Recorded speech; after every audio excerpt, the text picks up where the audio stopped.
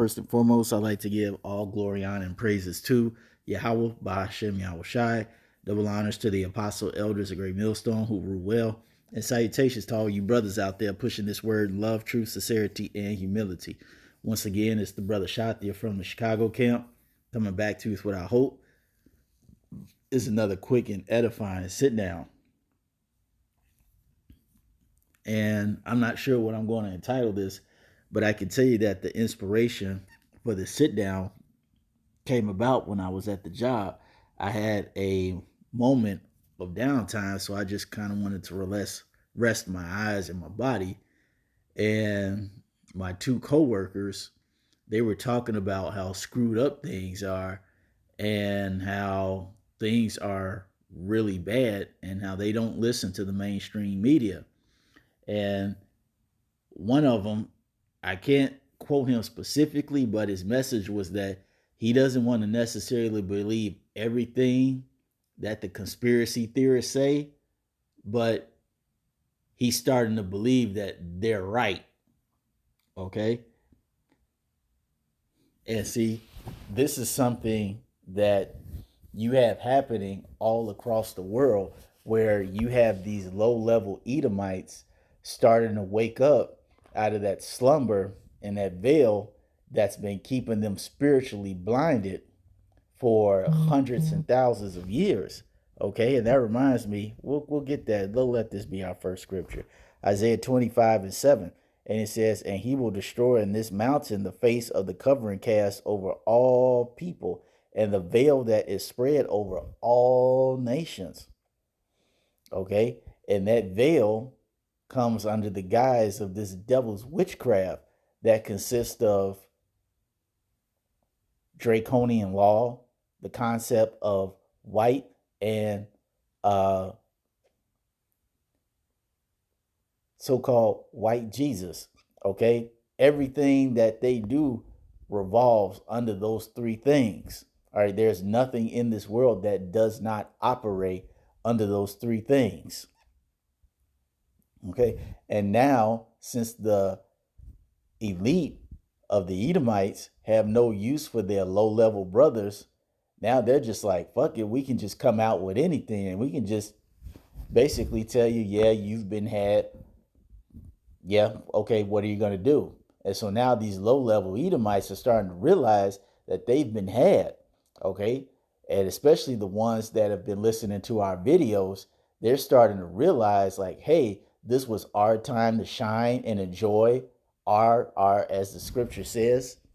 How does it say it in Wisdom in Solomon 2? Okay, they're starting to realize that it was their time. Yeah, here it is.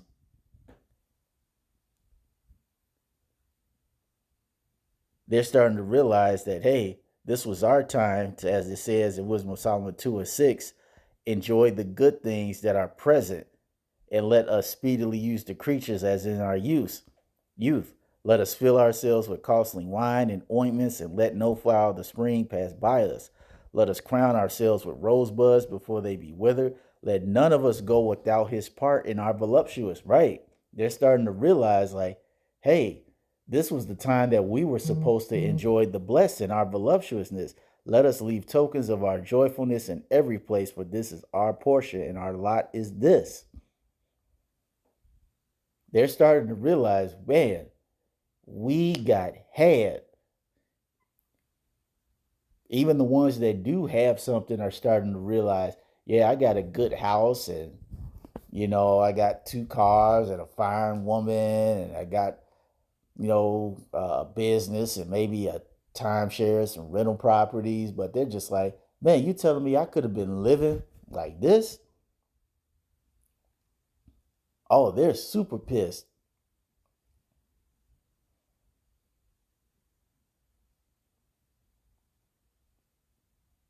And it was funny because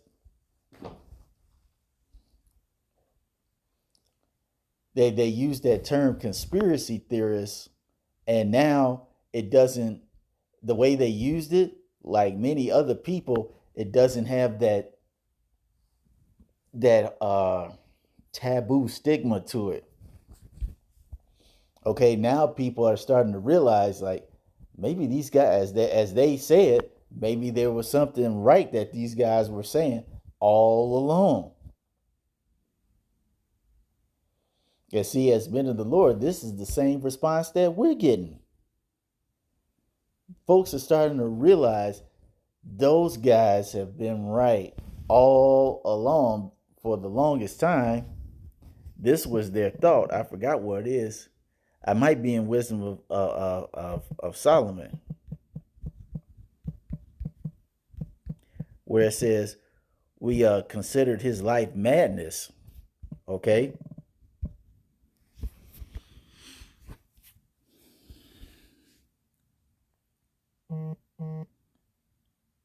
Yeah, I want to say it's,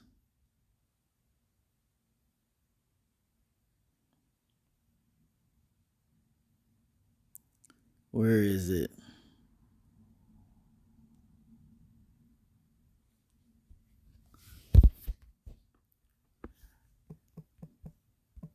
I mean, let me put it on pause and find it real. It was in Wisdom of Solomon 5. All right, because just like conspiracy theorists, they thought the same thing. They thought the same thought about the men of the Lord. And it says, Wisdom of Solomon 5:3.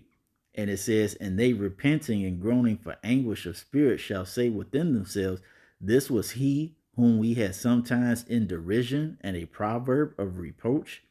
We fools accounted his life madness and his end to be without honor.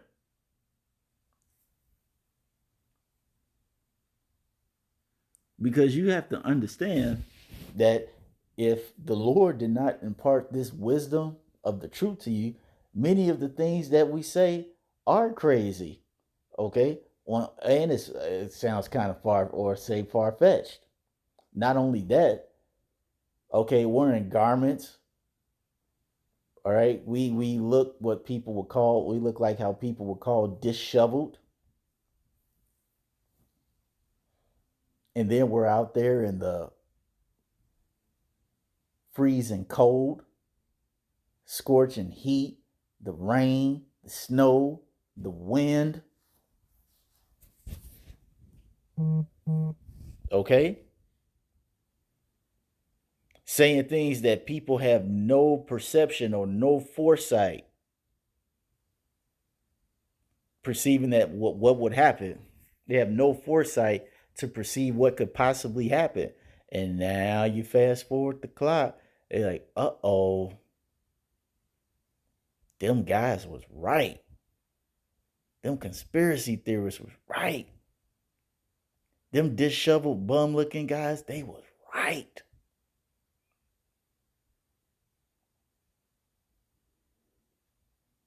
Of course we've been right. Because the Lord told us, gave us, put the spirit on us to understand this stuff. He told us, and we're telling it to you.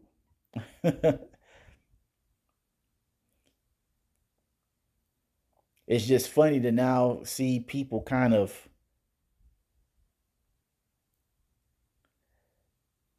you know, how the best way I can describe it is, you see how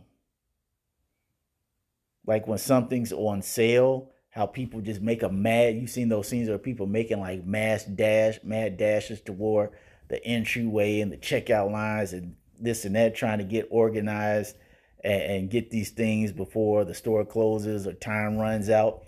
That's the same way people are.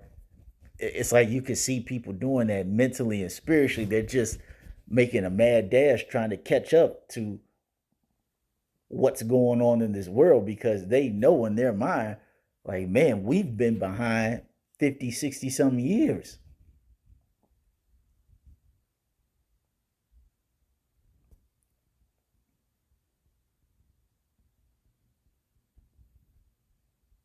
And it's funny because this isn't the only conversation that I heard. It just so happened that, the spirit really hit me to speak on this one in particular because of just how it was worded and what was said. But hey, you brothers in the truth, don't be surprised when you when you're going to start hearing more of these conversations being talked about at work in the open.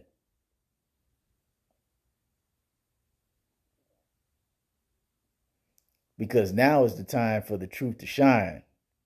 Okay?